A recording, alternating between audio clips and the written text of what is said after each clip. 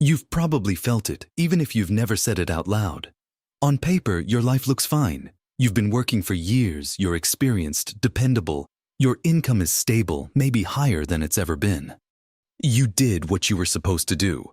You built a career, stuck it out, didn't blow things up when they got hard. And yet, there's a quiet question that keeps showing up. How is it possible that after all this time, I'm still not actually ahead? You're not broke, you're not desperate, but you're not free either. Every month follows the same rhythm. Money comes in, life happens, money goes out. Rent, bills, convenience, small upgrades that make sense in the moment.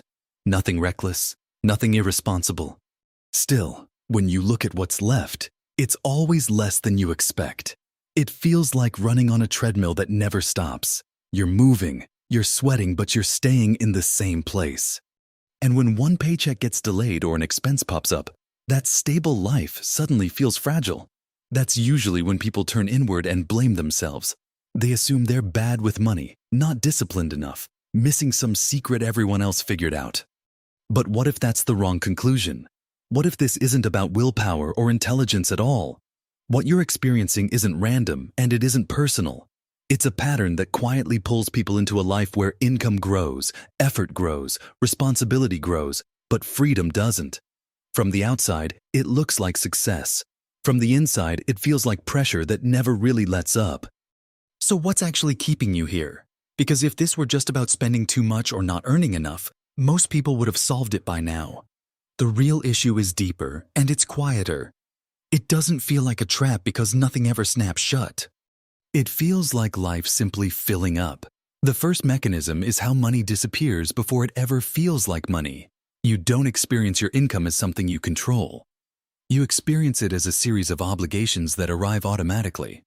Housing, transportation, insurance, subscriptions, small comforts that slowly become non-negotiable. None of them feel excessive on their own. Together, they leave you with the sense that your paycheck was already spoken for before you even touched it. Because the outflow happens in pieces, your brain never registers loss. It just registers normal life. You don't feel poor, but you also never feel ahead. That illusion is powerful. It keeps you calm enough to continue, but never free enough to question the structure. The second mechanism is how progress gets redefined. Over time, doing better stops meaning building flexibility and starts meaning upgrading your life. A slightly better place, a more reliable car, nicer routines. These upgrades feel earned, even responsible, because they follow your income. The problem isn't that they're bad choices.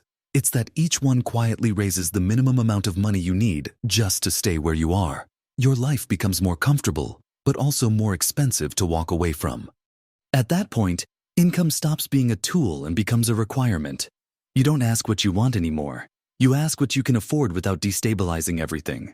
That shift happens slowly, which is why most people never notice it. The third mechanism is psychological, and it might be the most important one. Stability gets confused with safety. As long as the paychecks keep coming, everything feels under control. But that sense of control is conditional. It only exists as long as nothing changes. The moment you imagine stepping back, taking time off, or saying no, the anxiety kicks in. Not because you're irresponsible, but because your entire setup depends on continuity. You don't have room for interruption. That's not freedom. That's dependency dressed up as reliability. And because so many people around you are living the same way, it feels normal. When everyone is stretched, being stretched doesn't stand out.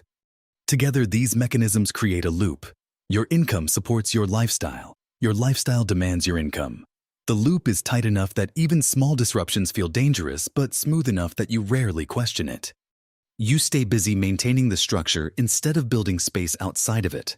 And the system doesn't need to pressure you. It doesn't need to threaten you. You cooperate willingly because the alternative feels risky and undefined. Over time, that's how people end up working harder not to move forward, but just to keep everything from falling apart. And that's the part no one warns you about. Not because it's hidden, but because once you're inside it, it just feels like adulthood. At this point, something subtle usually happens. Not panic, not anger, more like a quiet discomfort. Because once you recognize the pattern, you start seeing it everywhere in your own life. Raises that felt exciting for a moment, then faded. Expenses that slowly adjusted upward without a conscious decision. Times you told yourself you'd feel safer or more relaxed once you reached a certain level, only to realize the feeling never really arrived. It just reset. The pressure didn't disappear, it just became familiar. That's when the emotional tension sets in. You realize many of your decisions weren't made with intention, but with momentum. You didn't sit down and design a life that required constant income. You stepped into it gradually, one reasonable choice at a time. Each one made sense on its own. Together, they created a structure that doesn't leave much room to breathe. There's comfort in it, but also a low-level anxiety that never fully goes away. There's also a mix of relief and unease. Relief because you're not bad with money. You're not irresponsible. Unease because the stability you rely on turns out to be fragile. It only works as long as nothing changes. As long as you keep showing up. As long as the system keeps running. The moment you imagine stepping away, even temporarily, the stress shows up immediately. That realization lands quietly, but it's hard to ignore. This is where many people get stuck emotionally. They don't hate their job. They don't hate their life. They're just tired of needing everything to go right. Tired of knowing that decisions made years ago now quietly limit what's possible today. Tired of feeling like the only option is to keep going and hope it eventually feels different. And here's the shift that matters most. The problem stops feeling like a money problem and starts feeling like a choice problem. Not because you chose wrong, but because most of the choices were never really examined. That realization doesn't fix anything yet, but it changes how you listen. You stop looking for motivation and start looking for clarity.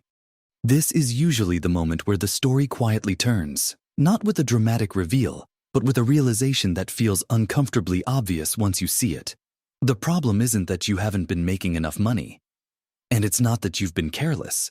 The real issue is that the definition you've been using for progress has been misleading you the entire time.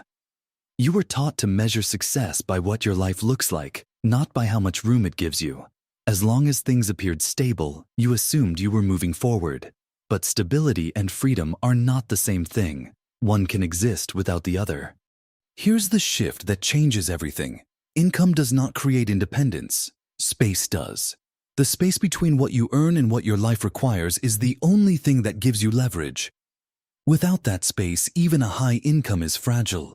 It keeps you busy, not secure. It keeps you occupied enough that you don't notice how little flexibility you actually have. The moment your expenses rise to meet your income, progress stalls. You're no longer building anything. You're just maintaining a structure that depends on you showing up without interruption. This is where a lot of people get stuck mentally because they confuse comfort with safety. A comfortable routine feels safe because it's familiar. But familiarity doesn't protect you. It just hides risk by spreading it out over time. When your entire lifestyle depends on continuity, you don't really have options. You have obligations. And obligations limit choice, even when they come wrapped in convenience and status. Once you see this, the question changes. It's no longer how do I make more?